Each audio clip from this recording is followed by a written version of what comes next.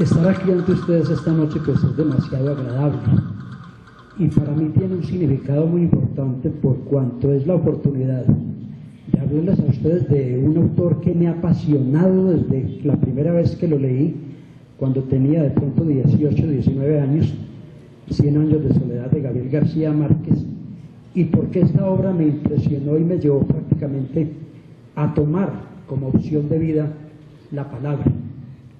Cuando me dijeron que iba a hablar acá en la Cátedra de Historia Regional, yo me imaginaba que siempre se iba a hablar sobre historia, y precisamente abordar a Gabriel García Márquez desde el punto de vista histórico nos permite descubrir que él como novelista ha logrado llevar a sus textos la historia de su región, pero también la historia del país. Todos los temas que él habla en 100 años de soledad y en sus novelas anteriores tienen todas una relación muy importante con la historia, y esta relación se da porque él rescata ese pasado de su pueblo, de su espacio geográfico, para mostrarle al lector cómo se formó ese país que él ha logrado mostrar a través de su literatura a nivel del mundo. Vean, los novelistas son siempre historiadores. ¿Y por qué son historiadores? Porque el novelista únicamente no se dedica a crear ficciones, a imaginar mundos, sino que se centran mucho en la realidad social, política, económica y de cualquier forma de un país. García Márquez logró eso. Una obra que lo catapultó como el más grande escritor latinoamericano de habla hispana, que hizo que estos libros se tradujeran a todos los idiomas, más de 46, que se vendieran más de 50 millones de ejemplares en todo el mundo, que pusiera el nombre de Colombia en la cima del conocimiento mundial, y sobre todo que fuera merecedora por este libro de obtener el Premio Nobel de Literatura en el año 1982. Entonces, cuando me decía, hable sobre cómo toca García Márquez en toda su obra la historia regional o la historia total de Colombia, yo encontraba la forma de hacerlo. Y me recordaba que cuando se les celebraron los 50 años de la publicación de 100 años de soledad de la Universidad Nacional, me llamaron a dar una conferencia y me dieron un tema específico: hable del realismo mágico en García Márquez. Aquí no voy a hablar de realismo mágico en García Márquez, voy a hablar únicamente de cómo él toca la historia, cómo esos personajes que trascienden en todos sus libros tienen un asidero allá con la historia, y cómo los temas que a veces son regionales tienen trascendencia nacional. Yo voy leyendo esta ponencia y a medida que vea necesario me salgo un poco del texto y explico más improvisando este tema.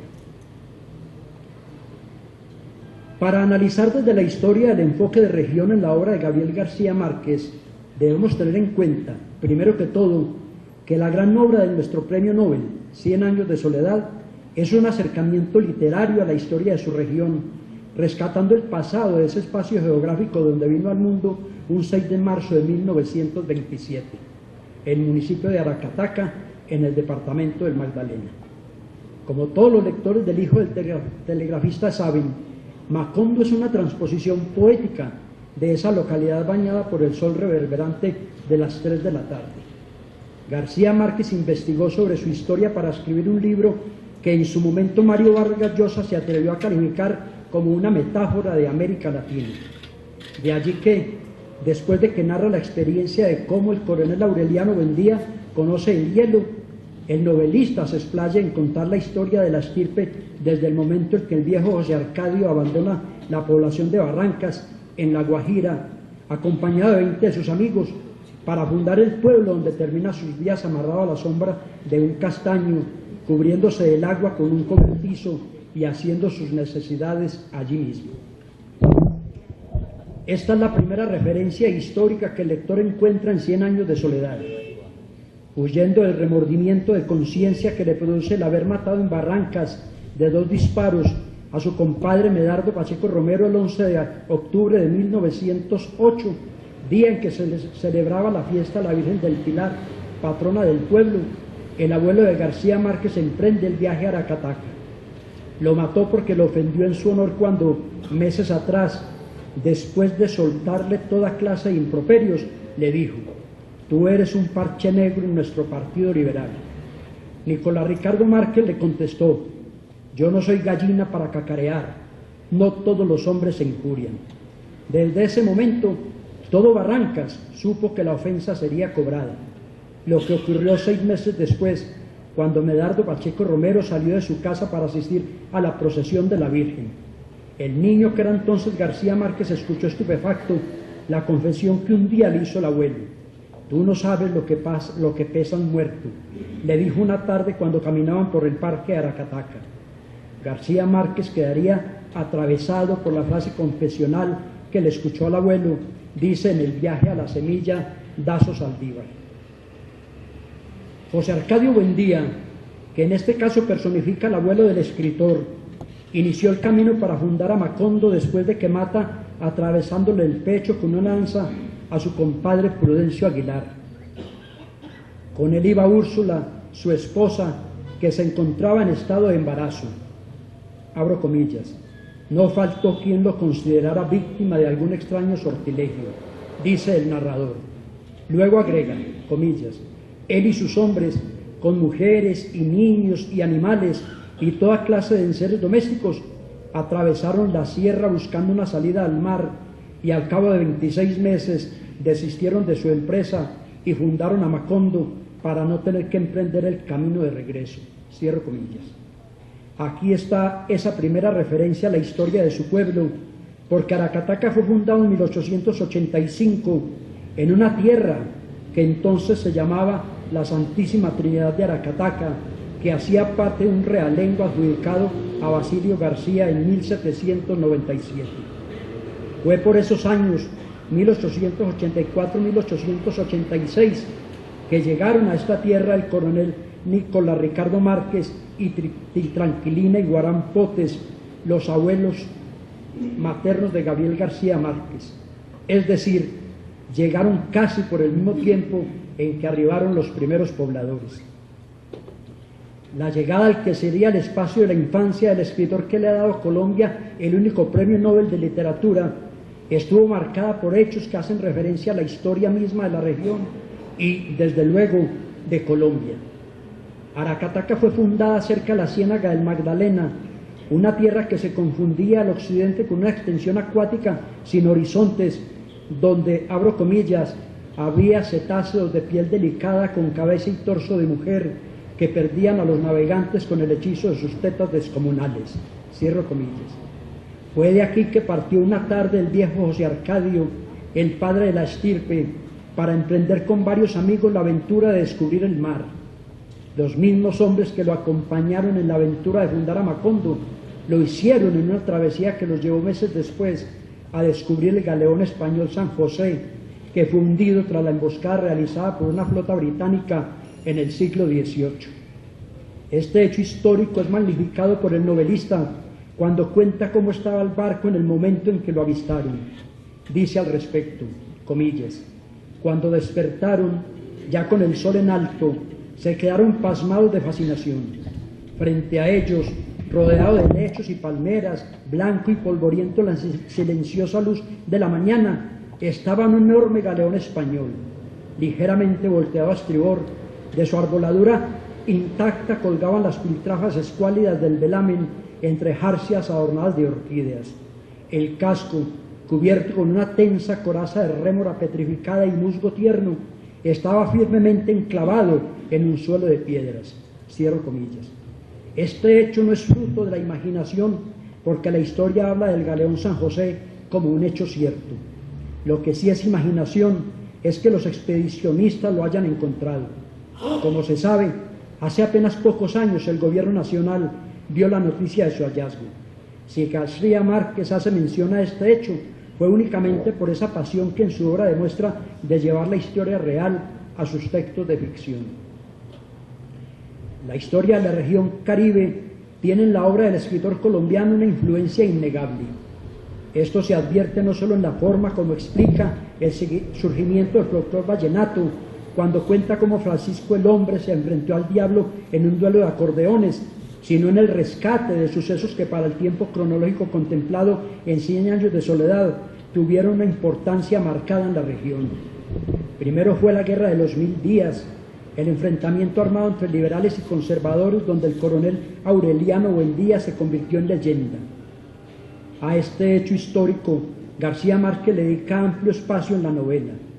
Parte del momento en que, recién casado con Remedios Moscote, la hija del corregidor Apolinar Moscote, al darse cuenta del fraude que su suegro hace en las elecciones, cuando cambia los votos rojos por azules, decide irse para el monte a defender al Partido Liberal. Mientras transcurrían las elecciones, él se dedicó a jugar dominó con su suegro en la puerta de la corregiduría. Cuando en la iglesia de Macondo sonaron las campanas anunciando que se cerraban los comicios, se fue con el suegro a recoger los votos de las urnas. Fue ahí cuando se enteró de cómo la autoridad legítimamente constituida se prestó para el fraude. Esa misma noche llamó a su amigo Gerinaldo Márquez y le dijo que reuniera a los 20 muchachos que seguían sus instrucciones para que se tomaran la guarnición militar de Macondo y se apoderaran de las armas. Armados con cuchillos de cocina y varillas de hierro afiladas, mataron a un capitán y 4 soldados. Ahí se inició la leyenda del coronel Aureliano Buendía, el hombre que participó en 32 enfrentamientos armados y los perdió todos, que tuvo 17 hijos de 17 mujeres diferentes, que sobrevivió a varios atentados, que se salvó de una ejecución y que salió ileso de un intento de suicidio. Ese enfoque histórico de la región Caribe que tiene la obra de Gabriel García Márquez se entiende mejor cuando el autor aborda el tema de la masacre de las bananeras. Este es, desde luego, un tema de carácter histórico. Sin embargo, García Márquez no lo maneja desde la óptica del historiador, sino desde la mirada como novelista, como creador de ficciones. Por esta razón, puede darse licencias literarias para contar los hechos no como en verdad ocurrieron, sino como su imaginación se lo dicta. Con la aprobación, el 30 de octubre de 1928, de la ley heroica, el gobierno conservador de Miguel Abadía Méndez contó con las herramientas jurídicas para reprimir la actividad sindical y al mismo tiempo perseguir al recién fundado Partido Socialista Revolucionario. Como el orden público estaba turbado, las autoridades necesitaban facultades extraordinarias para reprimir cualquier manifestación de inconformismo por parte de la clase trabajadora. La mencionada ley facultaba al gobierno para ejercer la represión y le daba al ejército libertad para solucionar los conflictos sociales. Como los funcionarios públicos vivían aterrados con el fantasma del comunismo, tenían que buscar la manera de reprimir la actividad sindical. Es en este contexto histórico que se presenta un hecho que la imaginación sorprendente de García Márquez trata de fabular para hacerla más asequible al lector. Un mes antes de la aprobación de la ley, los directivos de la United Fruit Company se negaron a recibir a los delegados de los trabajadores para negociar un pliego de peticiones. Para cuidar los intereses, la empresa prefería la intervención militar. Como los ejecutivos no mostraron interés en el diálogo, el 12 de noviembre los trabajadores declararon la huelga.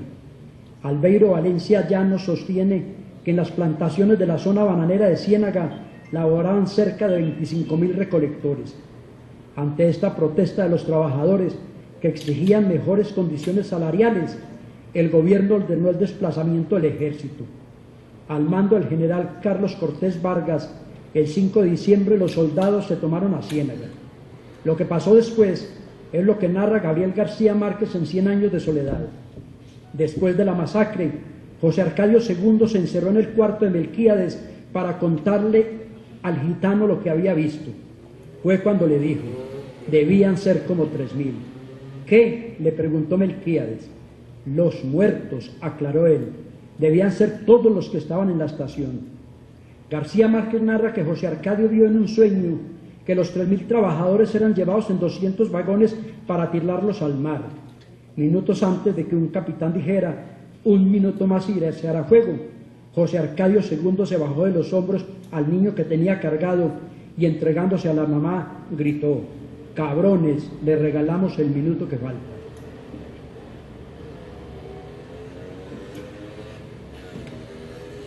En ese momento se inició la balacera. García Márquez dice, comillas, era como si las ametralladoras hubieran estado cargadas con engañifas de pirotecnia, porque se escuchaba su anhelante tableteo y se veían sus escupitajos incandescentes. Cierro comillas. Sin embargo, aparece aquí ese juego en la imaginación que caracteriza la obra del Nobel. Es cuando, al regresar a Macondo, después de bajarse del tren donde iban los muertos arrumados como racimos de banano, la gente le dice a José Arcadio II, aquí no ha habido muertos. Aureliano Babilonia confirma la masacre cuando, años después, recuerda que el ejército ametralló a todos los trabajadores que estaban en la estación. El presidente Miguel Abadía Méndez dijo a la prensa que los muertos habían sido 12. Cortés Vargas llegó a decir que fueron 47.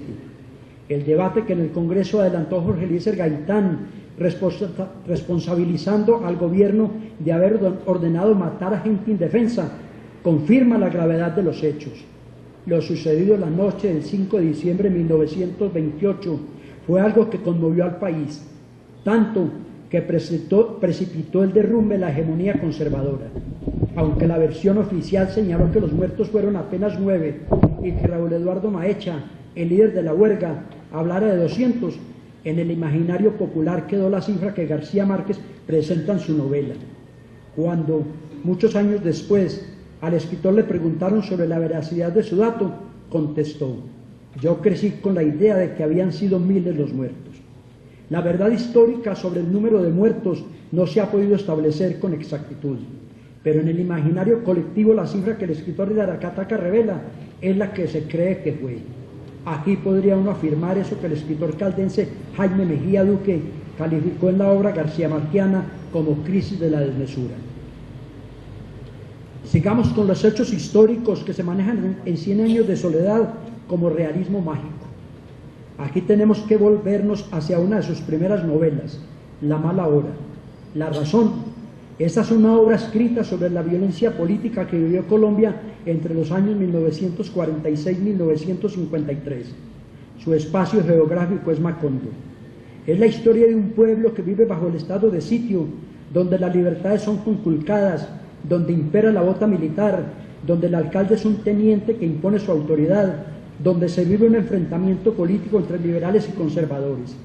Aquí se muestra lo que fue esa época aciaga en la historia de Colombia.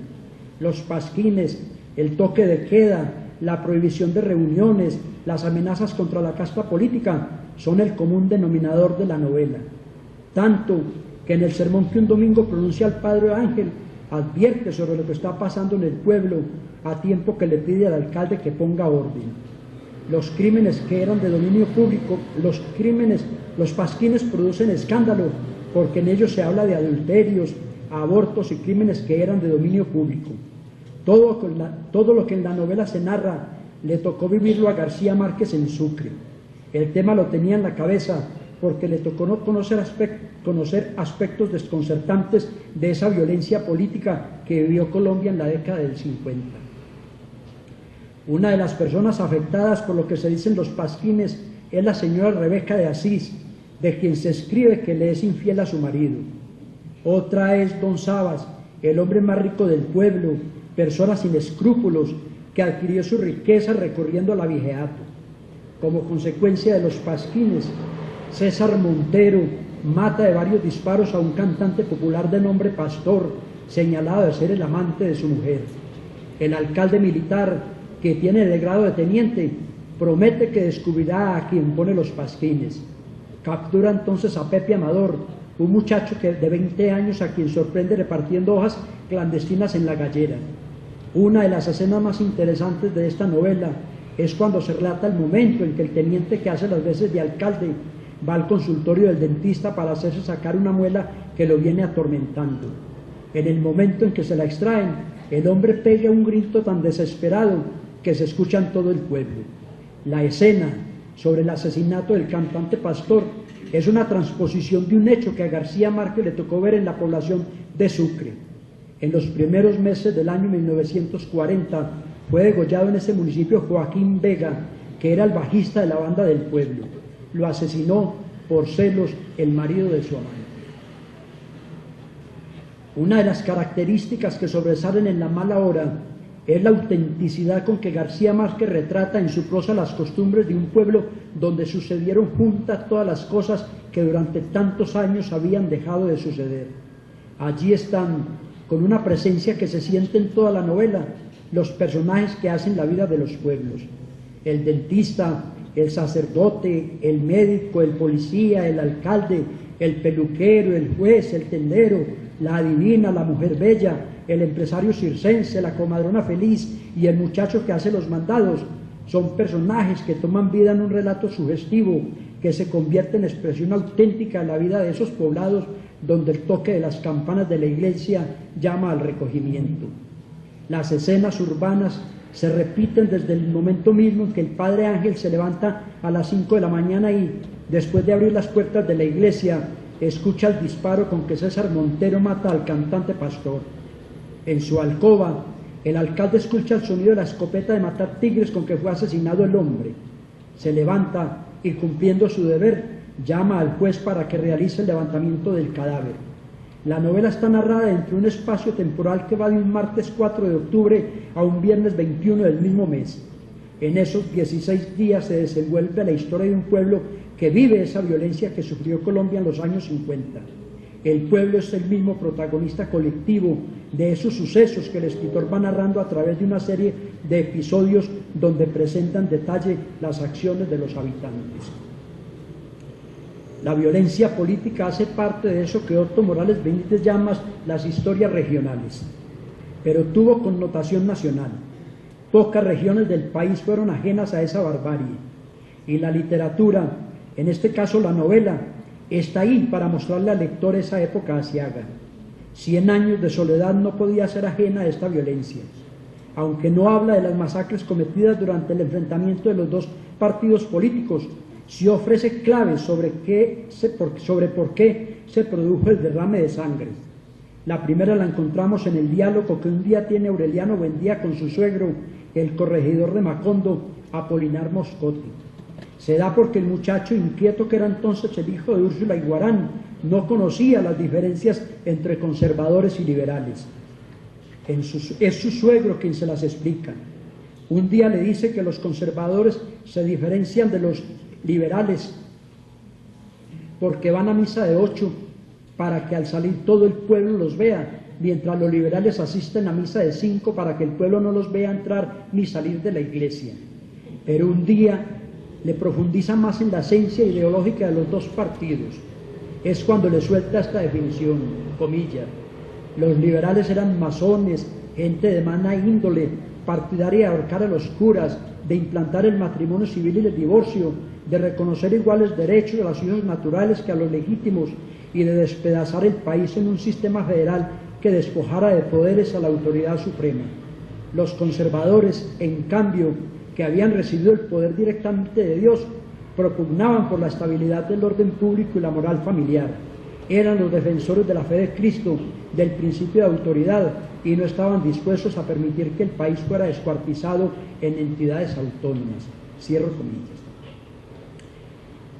En 100 años de soledad, esa violencia, aunque no corresponde históricamente al tiempo del enfrentamiento liberal-conservador de los años 50, está sintetizada en dos hechos que guardan similitud con lo que pasó tanto en la época de la Guerra de los 1000 días y lo que ocurrió por los tiempos en que fue asesinado Jorge Eliezer Gaitán. En el Macondo de 100 años de soledad, el lector descubre a un médico que enseña siempre un título obtenido en una universidad de París, pero que es falsificado. Lo llaman el doctor Noriega. Pues bien, este señor tiene ideas de izquierda. Inclusive estuvo detenido varios años por profesar una ideología diferente a la del sistema. Este hombre aprovecha cuando lo visitan algunos pacientes para hablarles de sus ideas izquierdistas, tratando de convencerlos para que no voten por los partidos tradicionales. Aureliano Buendía, que alguna vez le dijo a un amigo que si tenía que definirse políticamente se declararía liberal, inquieto por su manera de pensar, lo visita un día en su consultorio. El falso médico le habla contra la hegemonía conservadora, diciéndole que había que acabar con esos partidos que se distribuían el presupuesto a su antojo. Pero el doctor Noriega no logra convencerlo. cuando llegó el ejército a Macondo para garantizar que las elecciones transcurrieran en paz, alguien les dice que este señor está contra el sistema. Así que lo sacan de su consultorio y a empujones lo llevan hasta la plaza. Lo amarran a un árbol y allí es fusilado por la que el sistema llama fuerzas del orden. Me salgo aquí un poco del texto para explicar otro hecho que fue prácticamente lo que motivó a Aureliano Buendía, además del fraude que descubrió cometido por su suegro, a irse para el monte. Y es que ese mismo día, a una señora que les preguntó que ellos qué estaban haciendo ahí, cuando Macondo era un pueblo muy calmado, ¿por qué tenían que llegar? Y los insultó. Y esta gente, que era la policía política de entonces, mató a esta señora ante la mirada de todo el mundo, y eso trató de levantar una protesta popular. Estas son cosas que se van viendo a través de la novela para uno mostrar cómo sí hay dentro de García Márquez la visión histórica de la Colombia que le tocó vivir.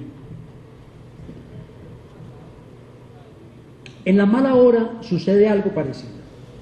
Es cuando el ejército dispara sobre el muchacho que se indican de pegar los pasquines en las paredes y meterlos por debajo de los portones, como dije hace un momento. Lo encontraron en la gallera del pueblo. Lo mandó a matar el teniente que se desempeñaba como alcalde militar de Macondo. Este es un hombre que tiene una muela que hace días le molesta. Va donde el dentista del pueblo y le ordena que se la saque. Como el dentista no lo quiere por su forma autoritaria de actuar, le saca la muela sin anestesia. Cuando el diente sale, él pega un grito tremendo que se escucha en todo el pueblo, y todo el pueblo asustado dice qué pasó y se va para la plaza a averiguar qué fue lo que pasó, y les dan la noticia de lo que pasó, y todo el mundo contento que le va a sufrir como él ha hecho sufrir a mucha gente en el pueblo con sus políticas arbitrarias. Cuando el diente sale arrancado de su raíz con una tenaza, el oficial pega un grito que retumba hasta en el último rincón del pueblo. Estos hechos que García Márquez lleva a su novelística interpretan un momento histórico del país, algo que se vivió en toda Colombia. Con esto comprueba que la narrativa siempre será un vehículo para rescatar la historia y poder mostrarla a las generaciones venideras para que los sucesos narrados no se repitan. Digamos también que en La mala hora convergen una serie de personajes que son el fruto de la observación minuciosa que el novelista hace sobre sus actitudes frente a la vida. Tal el caso del alcalde y el padre Ángel. García Márquez es tan minucioso en su descripción física que el lector se entera fácilmente de su forma de caminar y hasta de su manera de hablar. Esto es bonito verlo en la novela porque hay otro aspecto precisamente en la novela, que es cuando el padre Ángel María, que es el párroco de Macondo, y se da cuenta que es muy poca la gente que va a misa, él dice que Dios los va a castigar, porque ellos no creen en Dios, y es cuando se presenta la famosa levitación en la iglesia, y él les dijo que eso era la presencia de Dios para hacerles creer que Dios sí existía. Pero el padre, muchos años después, cuando a José Arcadio lo amarran allá frente al castaño donde hace las necesidades, el padre va a visitarlo, conversa con él, lo confiesa, y como siente que es un liberal y que no cree en Dios, también se hace el milagro de levantarse 12 centímetros del cielo para convencerlo de que Dios sí existía. Tomar estos personajes que en algún momento de su vida hicieron presencia en Aracataca, sobre todo en esos tiempos en que el abuelo Nicolás Ricardo Márquez le contaba a su nieto mientras caminaba con él por la plaza del pueblo, es retrotraer la memoria hacia un pasado. Esos personajes, por insignificantes que sean, tienen en la novela una presencia que podríamos llamar mítica. ¿Quién fue, por ejemplo, el gitano Melquíades? Nadie ha podido dilucidar si en la realidad este personaje existió o es fruto de la imaginación portentosa del escritor colombiano. Melquíades llegó a Macondo trayendo lo que él mismo llamaba los últimos inventos de los sabios alquimistas de Macedonia. Fue quien trajo el imán. Recuérdese que en la primera página de la novela, Gabriel García Márquez hace una descripción maravillosa de este hombre, comillas, era un gitano corpulento, de barba montaraz y manos de gorrión, escribe el novelista. Señala que, comillas, todos los años, por el mes de marzo, una familia de gitanos desarrapados plantaba su carpa cerca de la aldea, cierro comillas. A esta familia pertenecía Melquíades. Era un hombre tan honrado que no tuvo inconveniente en tomarle al viejo José Arcadio las 2 barras de imán que le había cambiado por un mulo y una partida de chivos, cuando éste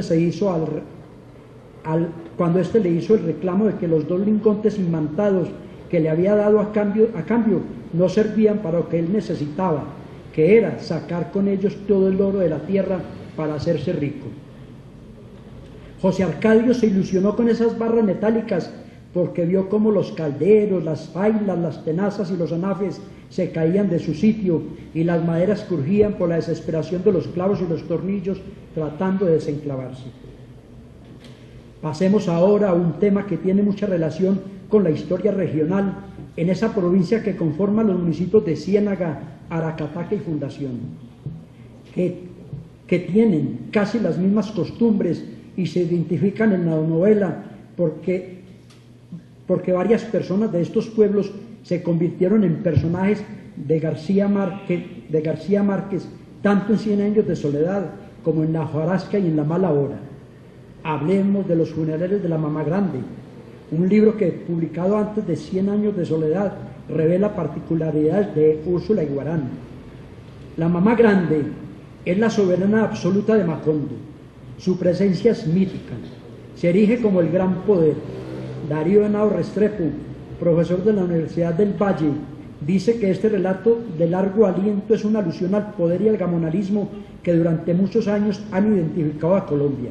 Escuchémoslo, comillas. El legado invisible que deja esta matrona es una alegoría de la nación colombiana, construida desde la perspectiva mítico-legendaria y como un chisme colectivo en la que se hace un gran fresco imaginario del poder político, del poder espiritual y del poder económico. Cierro comillas. Los cuentos que conforman este libro hacen parte de todo un proceso de conformación de un mundo ficcional que se desplegará completo en 100 años de soledad. Fue después de escribir este libro que a Gabriel García Márquez le llegó eso que él llamó la epifanía para escribir su obra cumbre. Todos los cuentos del libro conforman lo que podríamos llamar un armazón para darle forma a una obra más totalizadora de esos fantasmas que el escritor quería exorcizar. Como lo afirmó Mario Vargas Llosa en Historia de un deicidio, entre los cuentos y las novelas anteriores a 100 años de soledad, opera un proceso creativo que demuestra la dependencia que en el aspecto temático existe de texto en texto. En su concepto, hilos más fuertes o más delgados enlazan las historias narradas, arrojando luces sobre unas sobre otras, pero al mismo tiempo creando historias autónomas que hacen parte de un mismo engranaje creativo, donde las ficciones cobran vida propia. En lo referente al tema que aquí nos convoca, que es mostrar cómo la historia tiene una presencia nítida en toda la narrativa garcía-marquiana, este libro hace claridad sobre una mujer que fue dueña de haciendas y a cuyo funeral asistió el Papa, desde luego en la ficción. ¿Existió en la vida real la famosa mamá grande? Sí, en la década de los 40, cuando la familia de García Márquez llegó a vivir a la población de Sucre, el escritor conoció a una mujer rica y pintoresca que vivía en ese pueblo. Se llamaba María Amalia Zampayo de Álvarez. Vivía en una casa de 2 plantas en el marco de la plaza. Como dato curioso, colindaba con la casa donde vivía la familia de Cayetano Gentile Chimento, el personaje que años después se convertiría en Santiago Nazar en el libro Crónica de una muerte anunciada. Perteneciente a una de las familias más ricas del pueblo, le gustaba hacer ostentación de su riqueza. En el viaje a la semilla, Dazo Saldívar dice que era una mujer de una ignorancia supina. Así la describe, comillas. Decía que el saber y la ciencia, sobre todo las matemáticas, no solo eran inútiles, sino cosas perniciosas, y se ufanaba de su cultura del tener frente a la cultura del saber. Cierro comillas. En la obra literaria, García Márquez le pone el nombre de María del Rosario Castañeda y Montero. Sin embargo, el escritor tomó de gente que conoció en Aracataca algunos rasgos físicos para el personaje. Por ejemplo, en la zona bananera existió una mujer que se llamaba Mamita Yunay. A instancias de la administración de la empresa bananera, ejerció un poder supremo sobre muchas cosas en Aracataca. La historia de las regiones se escribe con todos los sucesos que han marcado la vida de una comunidad.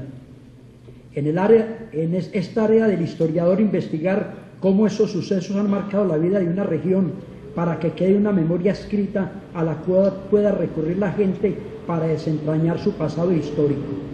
El novelista hace lo contrario del historiador, es decir, no narra las cosas como fueron, sino como cree que pudieron haber sido. En este sentido, es bueno recordar cómo en 100 años de soledad, Gabriel García Márquez reconstruye pasajes inéditos en la historia de su pueblo. Por ejemplo, nos da una visión personal, no ceñida a cánones históricos, de las fiestas que en Aracataca se realizaban.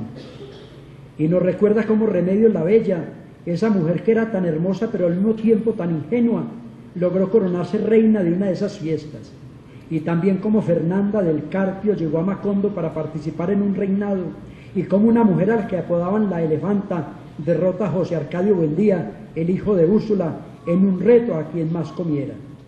Cualquier pueblo de Colombia ha tenido personajes como estos, que han marcado, sin quererlo, su historia, porque todo el mundo lo recuerda. García Márquez ha tomado estos hechos sencillos para dejarlos registrados en su obra.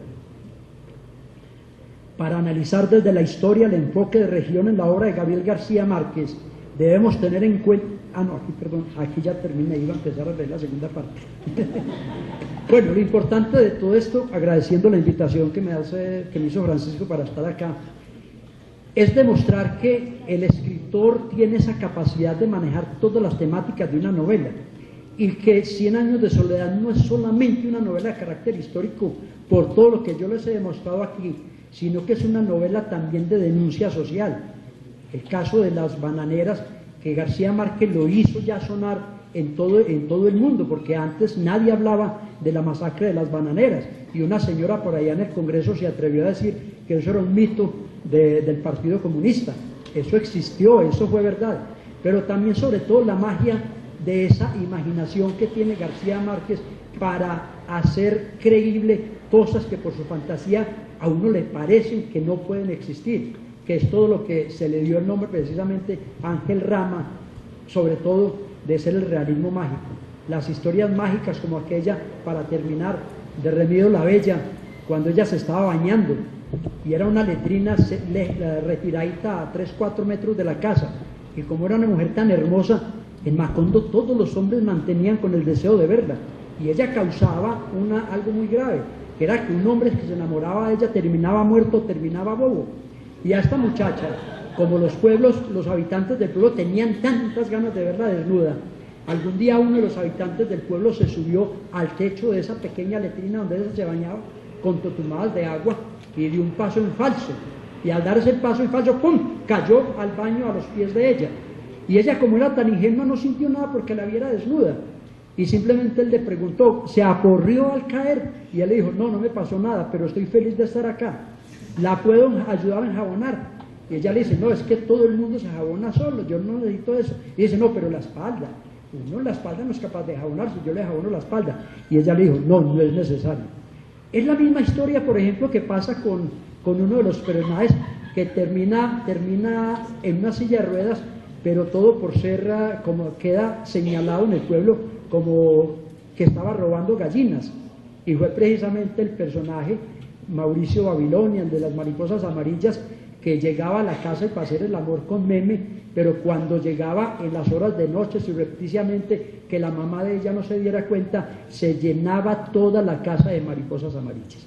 Hay mucho que contar sobre García Márquez, sobre toda su novelística.